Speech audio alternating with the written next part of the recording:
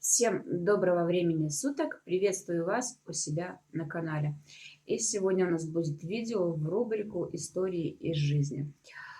Данная история происходила много-много лет назад. История не вымышленная, реальная. Таких историй вряд ли можно встретить массово, но тем не менее повсеместно они встречаются и в наши дни тоже. История, скажем так, которой я частично была свидетелем. Можно так сказать. История семейной пары, которая на то время, прошло уже много больше 30 лет, со дня, когда я наблюдала, с момента, точнее, когда я наблюдала это все перед глазами, эту историю происходящую.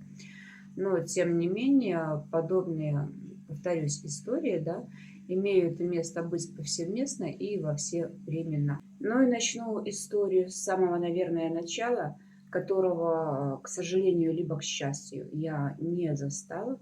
Немножечко мне рассказали, как начиналась и развивалась эта история, да, ну а дальше я уже наблюдала это все собственными глазами.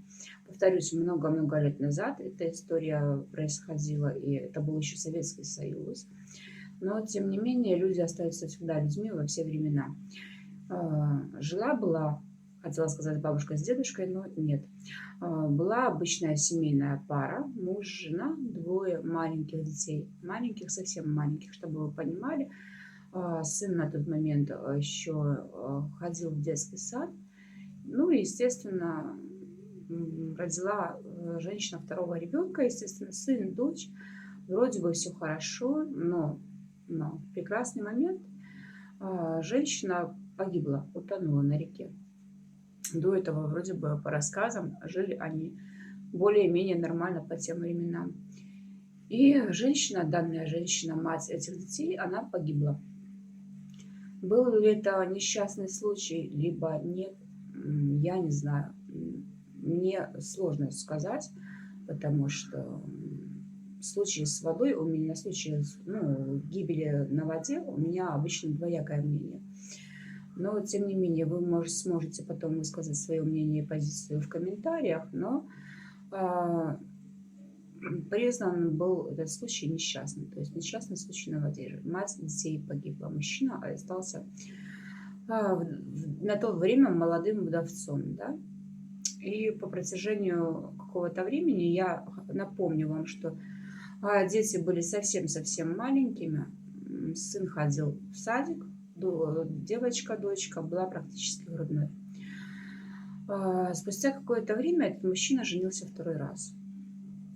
На женщине помоложе себя. Получалось так, что между второй его женой и сыном 16 лет была разница. Да? Чуть его жена вторая, чуть была моложе его предыдущей. Девочке на тот момент не было еще 2 лет, было что-то около 2 лет. Сын должен был пойти в 1 класс. Тоже этот брак продлился относительно недолго для советских времен, что-то около 10 лет. Жили по-разному они, да, было разное в семье, всякое, но тем не менее, как у нас принято говорить, обычно мужчины идут на детей, здесь получилась ситуация вплоть до наоборот. Женщина вышла замуж за мужчину, у которого уже было 2 своих детей, у второй его жены, соответственно, детей не было. И так сложилась жизнь, что она не стала матерью для своих родных детей, не родила она своего ребенка. То есть, и потом, после расставания с этим своим мужем, повторно она замуж не вышла. Они развелись спустя 10 лет. Дочь, наверное, была уже в классе в 5, а сын где-то постарше, в старших классах, соответственно. И получается ситуация следующая. Принято хаять, как правило, отцов, женщин, да, которые не принимают своих детей, чужих, точнее, детей мужа, да, и наоборот, мужчины не принимают. Здесь же ситуация произошла кардинально отличающаяся от таких стандартных, да, этот мужчина просто уходя, развелся с этой второй женой, условно бросил ее, да, вторую жену, но при этом и бросил своих детей с второй своей женой, то есть с мачехой. Дети остались жить с мачехой, как у нас принято считать, да, ну, или с приемной матерью, как кому больше нравится. На то время дети находились в том возрасте, в то время они были детьми, сейчас это взрослые люди, они немножко старше меня, и они находились в том возрасте согласия, когда они уже имели право выбора, то есть с кем из родителей остаться им жить. И как ни странно, это сейчас прозвучит, но их выбор пал на, условно назовем ее Ольгой, это женщина, да, и дети остались с ней, с приемной матерью. Она их продолжала воспитывать, она их вывела в люди. Она им, можно сказать, что могла, то им дала. Девочка эта приемная, она свою родную мать не помнила от слова совсем, потому что когда ее не стало, она была совсем грудной. И на героиню, эту женщину, мачеху, она искренне считала своей родной матерью. Данной женщины уже давно нет в живых. Дети эти живы и здоровы. У сына уже второй брак, дочь осталась вдовой, девушка эта, у нее муж погиб. Но в нашем обществе почему-то принято считать, что женщины категорически не могут принять детей своих мужей, да, если они таковые есть, если мужчина либо в разводе, либо вдовец. Но получается, что такие случаи бывают. И, скажем так, это не единственный случай, который я знаю. Как минимум, наверное, 2 или 3 наберется. Был даже такой период времени, когда уже внуки этой женщины, то есть дети приемных этих детей, не знали даже о том, что бабушка им не родная. От них скрывали, ну, не договаривали, чтобы они считали ее все-таки родной. И этого одно время не хотели дети, потому что реакция у внуков могла быть абсолютно разной. Но когда ее не стало, им об этом рассказали уже, соответственно, внукам. И они же, внуки, сказали, ну, спросили, был задан вопрос, почему вы не говорили об этом раньше. А мы бы все поняли и приняли, потому что бабушка у нас, ну, у них была замечательной. Такие вот истории случаются, и случаются иногда, да, не часто, но, как говорится, лучше реже, да, но все-таки реже в том плане, чтобы родители не бросали все-таки своих детей, даже пускай там отцы, матери, неважно. Я к чему сейчас говорю? Бытует такое же мнение, что женщина не может, я уже, наверное, повторяюсь, не может наладить контакт с детьми мужа, да, не может, не хочет или еще по каким-то причинам, но бывает, как видите, исключения. Из правил также считается, что почему-то, что если у мужчины есть дочь, то отношения с дочерью наладить невозможно. А если есть сын, то возможно. Здесь же в этой семье было немножко наоборот.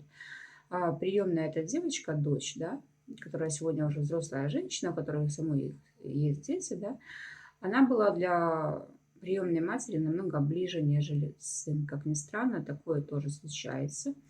Она же ее и досмотрела практически до ее последних дней, дочь-то приемная, и ухаживала, и все остальное. Сын немножечко потом с возрастом отдалился и уже жил своей жизнью. Но, тем не менее, в гости приезжал, все такое. С внуками общалась она, да. Но бывают все-таки в жизни исключения, бывают разные повороты судеб, и бывает разное. Также и с мужской стороны, да, бывает, что мужчина приходит, женится на женщине, у которой уже есть дети, и также может как найти общий язык с этими детьми, так и не найти. Но, допустим, обратно, противоположной ситуации я не видела, допустим, ни разу, чтобы женщина ушла своего мужа, допустим, не родного отца своего ребенка, оставив с ним своего ребенка. Вот таких как раз таки случаев я не видала. Наблюдая это все со стороны, я в то время слышала от старшего поколения, поколения моих родителей, ну, потому что та женщина, приемная мать, родилась мне в матери, она намного старше. Ее дочь старше меня примерно на лет 7, да.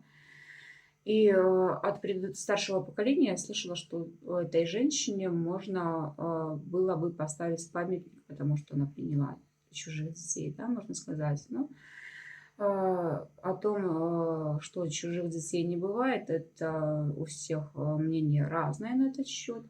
Я воздержусь его это комментировать, но по поводу вот памятника, да, как мужчинам, так и женщинам, я сейчас буду порассуждаю немножечко об этом, да, это в обе стороны работает, потому что бывает как и у мужчин уже второй брак, так и у женщин второй брак, и остаются дети, да. Здесь ситуация, конечно же, особенная, потому что, ну, повторюсь, не каждая женщина оставит у себя детей бывшего мужа и будет их воспитывать, растить, содержать со всеми вытекающими, да.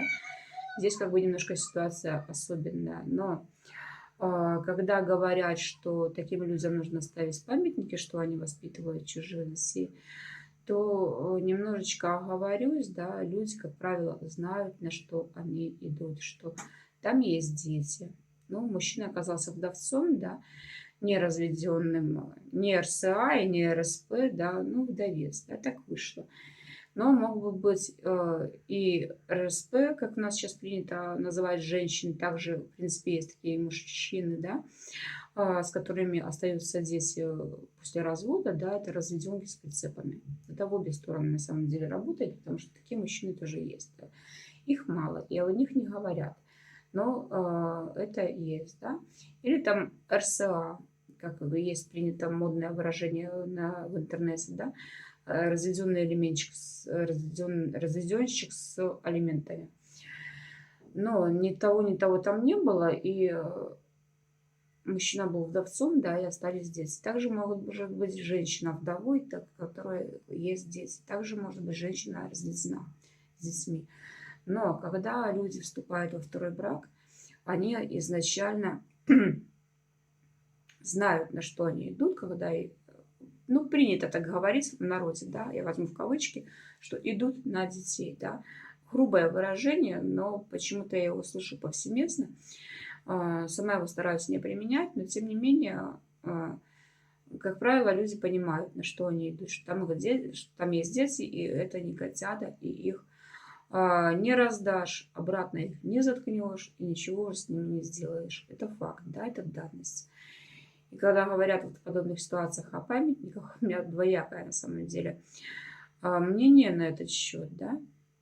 И также вы можете высказывать ваше мнение по этому поводу в комментариях, что вы думаете на этот счет по поводу подобных ситуаций, подобных историй и по поводу подобных высказываний, стереотипов, штампов, условностей и всего подобного. Надеюсь, вас не сильно утомила за сегодня.